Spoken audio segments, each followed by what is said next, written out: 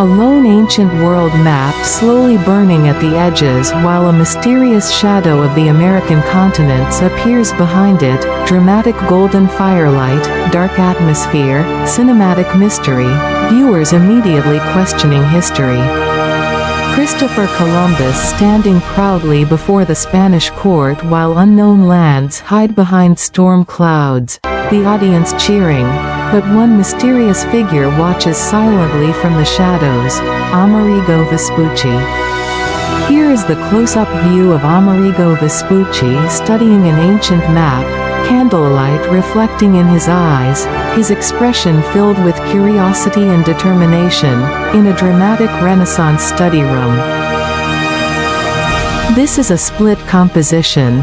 Columbus is celebrated on one side, while Vespucci quietly studies maps on the other, history choosing one hero while another waits in silence. We can see young Amerigo growing up in Florence surrounded by books, globes and astronomy instruments. He was continuously studying the geographical conditions of his future expedition. Young Amerigo learned geography from scholars inside Renaissance Florence. The central debate of who truly changed history comes down to physical discovery versus intellectual understanding. The breakthrough broke the psychological barrier of the Atlantic in 1492, proving long-distance ocean navigation was viable. Christopher Columbus, the catalyst. The sun-drenched Florence marketplace was filled with merchants, artists, and explorers, with Amerigo Vespucci at the very center of the bustling human tapestry, his sharp eyes hungrily scanning a newly inked nautical chart spread across a weathered oak table. Amerigo stood motionless along the tide-swept ramparts, staring toward the western horizon and dreaming about unknown lands, his mind completely untethered from the familiar cobblestones of Europe. A fleet of sleek Portuguese caravels bobbed gracefully in the harbor, preparing for a perilous Atlantic voyage under a dramatic sunrise, their dark oak hulls catching the first molten rays of gold and fiery crimson breaking over the eastern horizon. Amerigo Vespucci stepped onto the creaking gangplank, boarding a magnificent exploration ship whose tall, towering masts pierced the morning sea mist like ancient spears. Beneath his boots, the heavy oak deck vibrated with the kinetic energy of a crew preparing to breach the edge of the known world. Salt spray dusted his dark velvet coat, mixing with the sharp scents of pine tar, hot pitch, wet hemp, and cured leather that clung to the vessel's massive hull. A massive Atlantic storm struck the fleet, towering waves crashing over the decks while violent lightning illuminated terrified sailors locked in a desperate battle for survival against the unchecked wrath of the open ocean. Amerigo stood on the quiet quarterdeck beneath a vast canopy of stars, using his brass astronomical instruments to unlock the mysteries of the southern sky. The Atlantic had settled into a mirror of dark velvet, gently lifting the ship's hull with a low, rhythmic hush that replaced the violent fury of past ocean storms. The coastline of South America emerged from the thick morning fog, slowly lifting its veil of pearlescent mist to reveal a landmass so breathtakingly immense and pristine that a hushed awe fell over the entire ship. As the first rays of the dawn sun burned through the gray vapors, the flat ocean horizon vanished, replaced by majestic, emerald-clad mountain ranges stretching endlessly into the north and south. The dense Amazon rainforest met the endless coastline in a dramatic, primordial collision of land and ocean, where an unbroken wall of ancient emerald foliage rose directly from golden sands to challenge the surging Atlantic tide. Towering towering forest giants, draped in thick lianas and heavy moss, formed a dense canopy that stretched back toward the interior as far as the eye could see.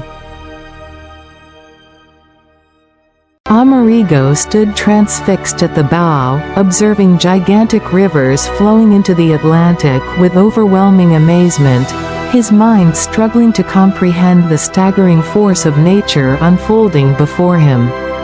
Miles before the low-lying coastline came into sharp focus, the deep indigo of the ocean gave way to a churning, tea-colored surge of fresh water that pushed against the salt tide with unstoppable momentum. The ship seemed to cross an invisible border upon the open sea, a boundary where dark, silt-heavy torrents poured out from the hidden heart of the wilderness, painting vast brown streaks across the ocean floor and carrying whole floating islands of tangled roots, fallen hardwoods, and river reeds leagues out to sea. The first respectful meeting between Vespucci and the indigenous community unfolded upon a sun-drenched crescent of golden sand, where the quiet murmur of the ocean surf merged with the gentle rustle of towering palm fronds. Stepping barefoot onto the warm shore, Amerigo moved slowly forward with open, empty hands, clearly signaling his peaceful intentions. He was met not with hostility, but with a dignified delegation of local leaders and families who emerged gracefully from the cool shadows of the forest canopy. The contrast on the shore was striking. European scholars in heavy wool mantles and linen shirts stood face to face with people whose lives were deeply intertwined with the rich rhythms of the tropical land. Amerigo sat crouched over his cabin desk late into the night, comparing classical Asian maps with his own fresh cartographic sketches, realizing with sudden, chilling clarity that something was fundamentally wrong with accepted history. Amerigo checked and rechecked his mathematical calculations, his ink-stained fingers, tracing the degrees of latitude measured beneath the unfamiliar light of the Southern Cross. According to traditional geography and Christopher Columbus's stubborn convictions, a sudden, heavy stillness settled over the dimly lit stern cabin as a close-up of Vespucci's face captured the exact, shivering moment realization struck: this land could not possibly be Asia. Illuminated by the golden, wavering flame of a single tallow candle, his sharp Florentine features froze in stark profile.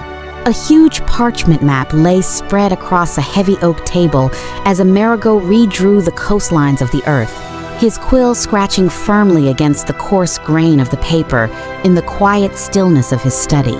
The unfamiliar stars of the southern hemisphere blazed above the quiet vessel, providing undeniable mathematical proof that he had reached lands completely unknown to European antiquity. Amerigo sat in the quiet hush of his cabin late at night, writing detailed letters by the warm, wavering light of a single tallow candle. Outside his stern window, the dark Atlantic Sea rolled with a soft, rhythmic lullaby, but inside, his desk was a tempest of intellectual fury. The words written by candlelight crossed the Atlantic to unleash an intellectual revolution across Renaissance Europe, where printing presses worked frantically through the night to spread Vespucci's groundbreaking accounts to a hungry public. European scholars sat gathered in dim, vaulted libraries across Paris, Nuremberg, and Florence, eagerly reading the newly printed letters that promised to tear down the ancient boundaries of the known world. Crowds gathered eagerly around freshly printed maps hung in public squares, bustling print shops, and vibrant harbor taverns across Europe, animatedly discussing the breathtaking reality of a new world. Martin Waldseemüller bent low over his drafting table in the quiet scriptorium of Saint-Dié, carefully drawing the landmark 1,507 world map that would forever redefine humanity's understanding of the globe. A stark, intimate close-up caught the exact instant the word America appeared for the first time on the map, as the fine tip of a goose quill touched the pale vellum and drew a bold, deliberate arc of dark iron gall ink across the center of the newly charted southern continent. Mounted messengers galloped out from the bustling print shops of Saint-Dié and Nuremberg, carrying tightly rolled copies of the famous 1507 map across the dusty highways, icy alpine passes, and winding riverways of Europe.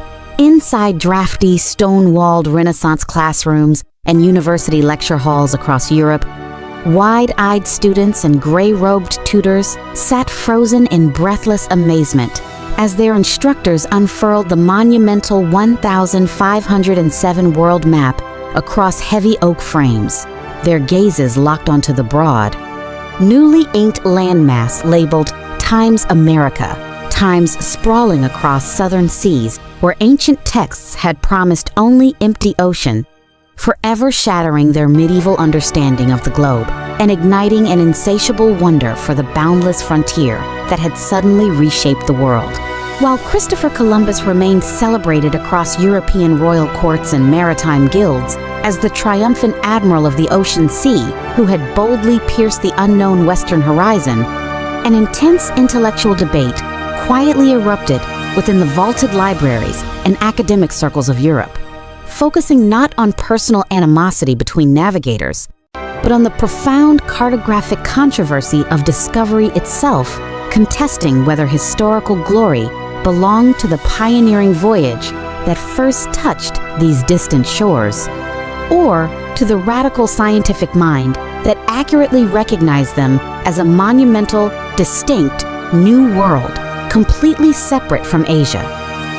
Beneath the soaring stone arches of university halls and monastic libraries from Salamanca to Basel, gray-robed European scholars engaged in fierce, gesture-laden debates over ink-splattered sea logs, celestial charts, and hand-drawn maps, dividing into passionate factions as conservative traditionalists fiercely championed Christopher Columbus's undeniable legacy as the daring admiral who first bridged the uncharted ocean to plant European banners on distant shores, while a rising vanguard of Renaissance humanists aggressively brandished Amerigo Vespucci's precise astronomical observations and southern coastline surveys to argue that true geographical discovery lay not in touching land by chance, but in recognizing that an entire, distinct continent, a genuine times mundus novus times, stood between Europe and Asia in a grand, symbolic courtroom of history bathed in shafts of ethereal light piercing a vast vaulted amphitheater. Christopher Columbus and Amerigo Vespucci stood side by side beneath towering, wall-sized ancient maps whose rigid Ptolemaic boundaries dissolved into shadow behind them, remaining silently motionless before the eternal jury of time, as generations of robed historians, cartographers, and humanists engaged in passionate, gesticulating debate all around them, some pointing to the admiral's unyielding compass and royal charters to champion the raw courage that first bridged the uncharted ocean, while others brandished the Florentines' precise stellar calculations and the landmark 1507 world map to argue that true geographical discovery belonged to the mind that recognized a vast, fourth part of the globe rising from the sea to change human history forever. The continents of North and South America glowing beneath the name America on a Renaissance globe, symbolizing the lasting impact of the naming decision. Older Amerigo training young navigators in Spain, ships sailing using improved navigation techniques inspired by Vespucci, Amerigo quietly reflecting during sunset near the harbor. Amerigo's death in 1512 portrayed respectfully. Candlelit room, maps surrounding his bed, peaceful atmosphere. Modern satellite-style view of North and South America glowing from space. The name America symbolically echoing across centuries through old maps transitioning into modern landscapes. A dramatic split image. Columbus looking toward the ocean and Vespucci studying the world map, with a balanced composition suggesting that exploration and understanding were both essential to history.